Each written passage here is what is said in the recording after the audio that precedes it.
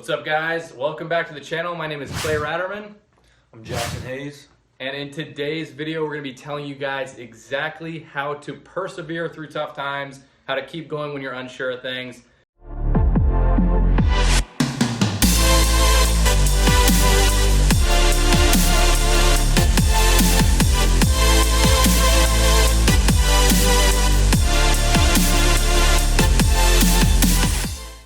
I'm currently rocking the quarantine mustache here. Jackson's got the quarantine beard going.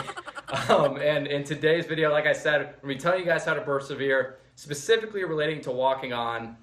So Jackson is he was a fellow linebacker at Ohio State. He walked on with me.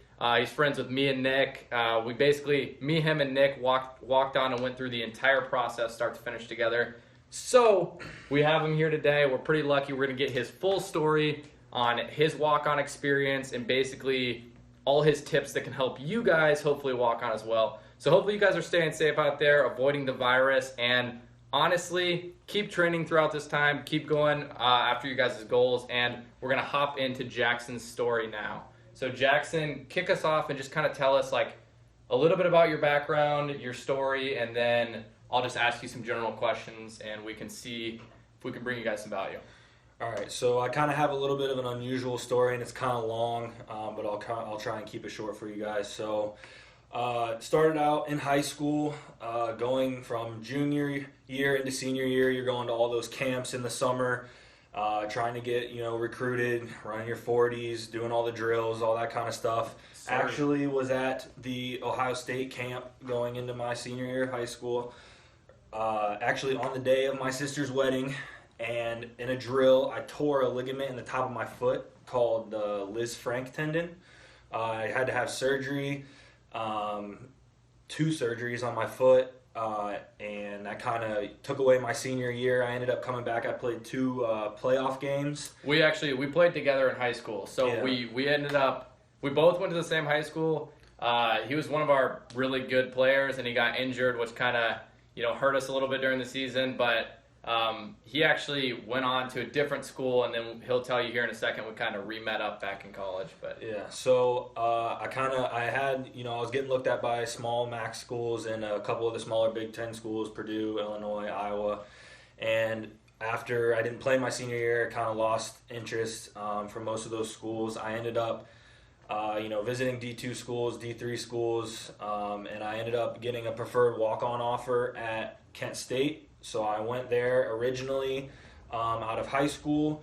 When I got there, ended up being the second day of camp. I tore the labrum in my left shoulder, posterior labrum. Shoulders are going to get you. You guys better be careful out there. And so I ended up missing all of camp. Kind of got down. I was not in like a great place. Didn't really have a great relationship with the coaching staff because it was such a late preferred walk-on offer. So I decided, I had a lot of friends from high school that went to play football at Wittenberg, which is a D3 school, and I was like, you know what, after the first semester I'm just going to transfer to Witt and just try the D3 ball out and just transferred. And so I got there, did all my rehab there, like was killing it, got my bench back up, squat back up, like I was feeling great. Went into spring ball. D3 spring ball, if you've never experienced it, is one of a kind. It's basically full contact football with no pads on. Spring ball is rough in general, guys. That's one of the roughest periods for sure. But so D3 spring ball, I tear the labrum in my shoulder again, and at that point, I'm just kind of like, all right, I'm just going to go to school, and Wittenberg's $40,000 a year in state tuition. So I was like, all right, I'm just going to go to Ohio State. Gave up football. It was a rough time in my life. Got to Ohio State. So I just felt like something was missing. So this was my sophomore year now at Ohio State. And went through all sophomore year. And at the end of sophomore year, I was like, I want to try and play football. So I went. You got the bug. Yeah. You got the walk-on bug like we all have. So I went to my high school coach who I have a good relationship with. So I started working with a speed coach because my biggest weakness is my speed, not fast. But So I started doing that, doing rehab on my shoulder, making sure my shoulder was all good. Went to a tryout in August going into my junior year. Right? Yeah, so he actually we ended up going to the same tryout, and then Jackson, tell him kind of what happened. He had a really interesting connection at the tryout. Yeah. So this all goes back to what we were talking about earlier, in terms of not giving up on goals you set. I mean, Jackson, obviously, he went to Kent State to start, then to Wittenberg, ended up at Ohio State, transferred around, and like I've talked about in past videos, and similar to Nick's story, they all kind of end up at the dream school they want to be at and they truly want to play for.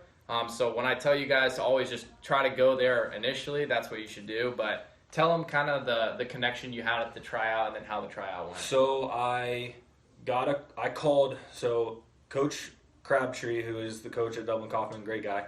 He gave me Coach Fickle's number and was like, you're just going to have to text and call him as many times as you can to build that relationship. And I was like, all right. So I called Luke Fickle probably once a week, like 15, 16 times before he ever answered the phone. And he was like, all right, there's a tryout next week. Like, be there. There's a day before where you have to go fill out the paperwork, and then the next day's a tryout. If you don't make the day before, you're not trying out. And I was like, okay, boom, good, got it. So I went to the where you signed up and filled all that stuff out. There was a guy that was the player director of personnel or player personnel director, and he looked like really familiar. And I was like, I got to figure out what this guy's name is. So his name was Eron Hodges. And I looked him up, and I was like, this guy looks so familiar. In his bio at Ohio State, it said former GA linebackers coach at Kent State. And I was like, that's what it is. He was my GA at Kent State. So when I went to the tryout, you got to kind of find these ways in, because there's going to be 100 people there trying out for the same position that you are, same skill level that you are. There's a lot of people there, and so you got to kind of find a way to make a connection with a coach, get somebody to notice you. So I went after. I was like, hey, you look really familiar. You know, I was at Kent State in 2014. I saw that you were a linebacker. Oh, I remember you. And so like I made that connection. Ran my 40. Wasn't the fastest 40 you've ever seen, but it worked. It was good enough. And so that's all you need. So I saw him write my name down on the clipboard, and I was like, all right, cool. Ran my shuttle, did my L drill. I'm decently quick out of the gate, but not, overall speed's not that great. They call the names out at the end of the tryout. I happened to be one of them. Did some individual drills afterwards, and so we all get called up at the end. We're like thinking there's like 4 or 5 of us, and we think we made it. And he's like, hey guys, so you guys did great today. Unfortunately, there are no roster spots available right now, so we'll be in touch. And yeah, that's the worst feeling. This is actually the same tryout I was at. This is where we kind of like reconnected from high school. I didn't even know he was at Ohio State at the time. We bumped into each other at the tryout. And yeah, this is my same initial first tryout where they didn't have roster spots.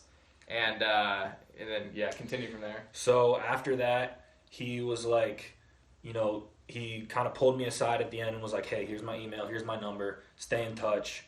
And, when we have roster spots, either someone could get hurt in camp and like roster spots open up if people get put on like basically like IR, then they can open up roster spots. And he was like, you be ready at any time to, like you could be called in the middle of the season, whatever.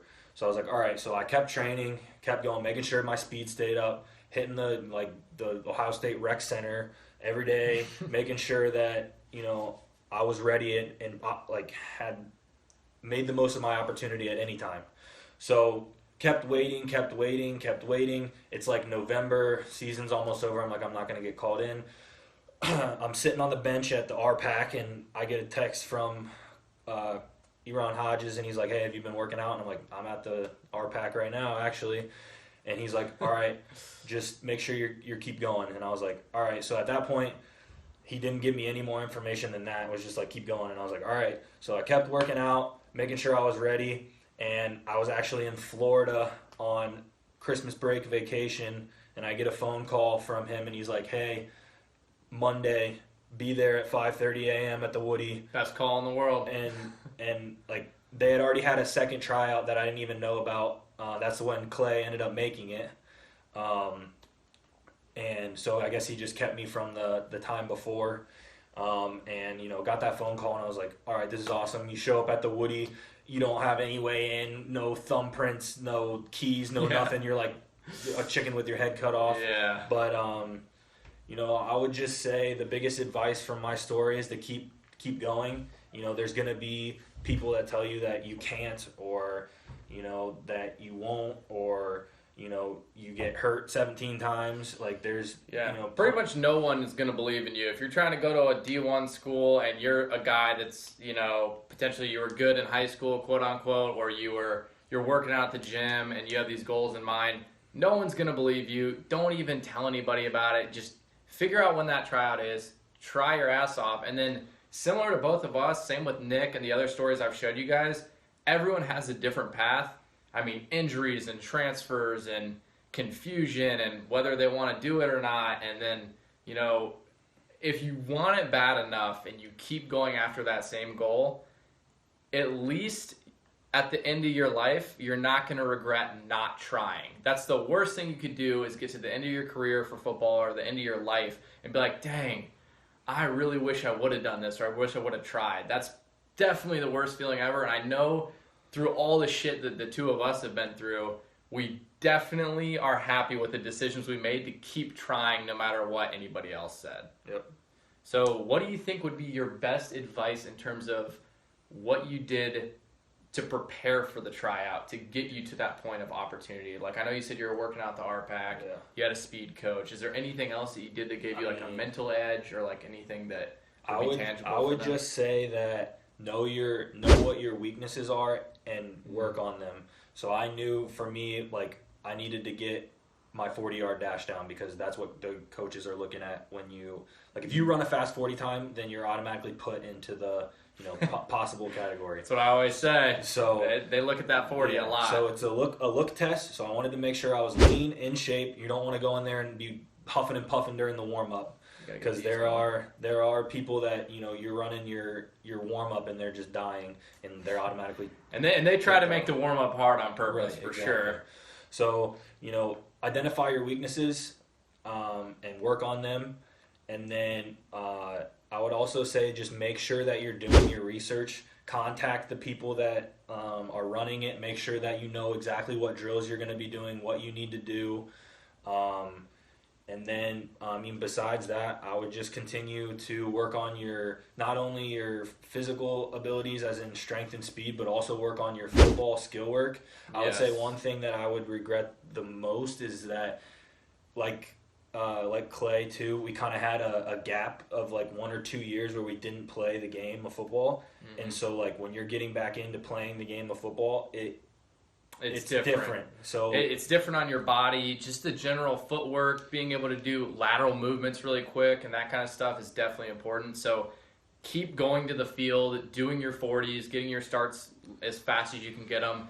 Play football. Like, if you can get in a flag football league, I did that, and it's super fun, number one, but it also gives you the feel for football, at least a little bit, to where you're playing, you're doing the movements, and you're still active. So any type of sport like that really transfers. And just kind of think back to what you did in high school, or you can even contact, if you have a good relationship with your high school coach, be like, hey, coach, whatever position. So I was a linebacker. What linebacker drills can I do to help me prepare for this? Like, bag drills, or footwork drills, opening up your hips, coverage drills, are a lot of things that I think I lacked in when I first got back into it. And I think if I would have worked on those more, I would have been more ahead of the game when we started doing that kind of stuff. Yeah, and guys, think about the tryout like they're looking at you like you're a physical specimen, and they're trying to determine if you have some crazy genetic potential that's going to help the team in some way, that they can mold you into whatever they need you to be.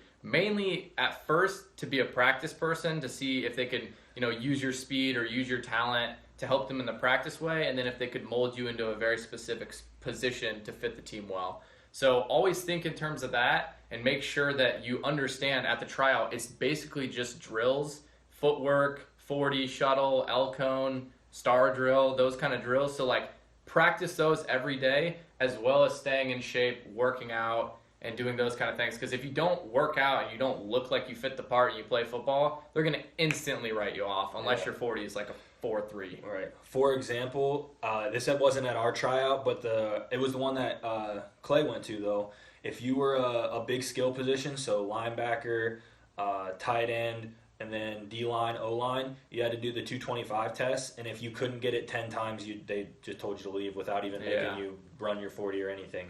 So Now, Ohio State's pretty intense, though. I mean, if you guys are going to a D2 or D3 school, it may not be the same, but if you're looking at like a top D1 school, you got to think there's going to be at least 100 some people, maybe 50 people, whatever it is at the tryout. Probably, what would you say, 90% of them are going to be trash, and then you have 10 that are going to be really good competition that actually could make it, and they're going to take a handful, if any at all. Right. And then out of it, like for me and Jackson, going back to the whole point of the video in terms of perseverance and being able to work through things, we had a walk-on class of like maybe 8 people, maybe 9 people. And Jackson, Nick, and myself were the only 3 that made it through to the very end, that graduated as football players, that lettered as varsity lettermen, that got our Big Ten championship rings, that be like, we actually accomplished the goals and made it all the way through, whereas some of these people did all the stuff we're talking about. They had the finish line in their mind as making the team, and then they instantly screwed everything up once they made the team. So it takes a very specific type of person with a certain mentality to do these kind of things, and you definitely need to be able to persevere and get through hard times. So, kind of to wrap things up, is there anything else you would tell them in terms of perseverance or mental toughness or things that you use? I guess bouncing off that is you kind of got to really know why you want to do it. Mm-hmm. Everyone says they love the game of football, but like when you get in this and you have 5:45 workouts, then you have class, then you have to be in for film, and then you have to get everything taped, and then you have to go out to pre-practice, and then you have practice, and then you don't get home till 7, and then you have to eat and shower and do your homework. Like, you think you love the game of football, but there's got to be a really reason why. Because you could love making a big play when you're in high school and the feeling of like getting an interception or a touchdown or something, but I would honestly doubt that many people love football enough to do what it takes. You gotta love the process more than you love the game of football. Yeah, I would say. You gotta love grinding and being a part of something bigger than yourself, because you're not gonna walk on and be the star player like you were in high school making all these plays. You're going to walk on and you're going to be doing 150 plays a day because you're the only guy on scout team that plays your position, and you're going every single play against the 1s, the 2s, the 3s until you prove yourself, and you're doing more reps than any first-string player has ever done in their life. Yeah. And it's a grind, and you have to want to be a part of that. But again, like we said, it goes back to if it's something that you feel the urge to do, you have to do it and give it a try, because you don't want to regret this shit when you're older. So exactly. I would say that's the biggest thing. Hopefully you guys enjoyed Jackson's story. I know we're all kind of locked up here in quarantine right now. So hopefully you guys are able to work out or at least get something done. Be productive. Try to do something to move the needle forward. Maybe it's not in terms of football. Most of the colleges are shut down right now. They're not even, having anything football related. But this is a time for you guys to realize, like, wow, I can learn something new. I can maybe get ahead in what I'm doing, or make progress in something that maybe you need to improve on. So take this time, use it wisely, and hope you guys enjoyed the video. We will see you guys in the next video. I'm gonna have Jackson in some more so we can talk about a couple different things in terms of actual step-by-step stuff for the drills to prepare. Jackson's a strength and conditioning coach, and he's been studying physical therapy or what would you call it? It's more just like strength and conditioning and speed and agility work and programming for your workouts, stuff like that. Yeah. So I know a decent amount about, preparation for walking on and tryouts and that kind of stuff. So feel free to follow him on Instagram. I'm trying to get him to make a YouTube video too, so I'll put his links in the description below.